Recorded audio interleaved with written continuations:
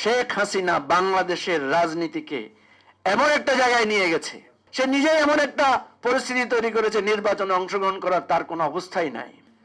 আজকে ভুলে যাচ্ছেন, আপনারাই পালাই গেছেন, আপনারাই সব ছেড়া টেরা আত্মগোপনে চলে গেছেন, আর এখন বলেন যে আপনাদেরকে ইনক্লুসিভ পলিটিক্স নাকি আমরা নাকি আপনাদেরকে নির্বাচন করতে দেই নাই।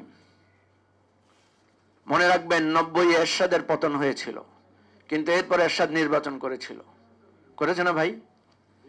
নির্বাচনে এরশাদ আসন পাইছিল না 30টার মতো, 35টা আসন। ওনারা মিলান, বলছে এরশাদ যদি ইলেকশন করতে পারে আপনি কেন, আমরা কেন পারবো না? তা আমরাও তো তাই বলি। এরশাদ তো পদত্যাগ করে ক্ষমতা হস্তান্তর করেছিলেন, আপনার মতো দেশ তো ছাড়ে পালাই যায় নাই। আমাদের নোয়াখালী ভাষায় একটা কথা বলে, বুলু ভাই ভালো করেছেন, আই অন কে ইত্তাম। এক লোক তার চাচার ক্ষেতের মধ্যখান দিয়ে যাচ্ছে, তো হাঁটতে গিয়ে ধান ক্ষেত মারাই ফেলতেছে। চাচা দেখছে দূর থেকে, কয়ে কোন গারে ধান ক্ষেত নষ্ট করো, তো বলতেছে কাগু হাই না। আপনারা বুঝেন তো নোয়াখালীর ভাষা? তুই আমার ধান ক্ষেত নষ্ট করতেছিস, বেয়াদব, বকা দিল।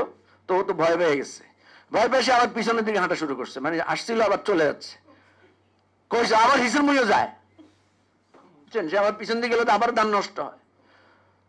তো সে কয় কাগু আয় অন কি হইতাম, কয় তুই কি হইতি না।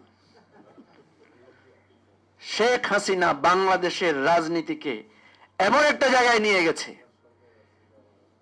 যে সে নিজেই পালিয়েছে, সে নিজেই রাজনীতি থেকে নিজেকে সরিয়ে নিয়েছে, সে নিজেই এমন একটা পরিস্থিতি তৈরি করেছে, নির্বাচনে অংশগ্রহণ করার তার কোনো অবস্থাই নাই।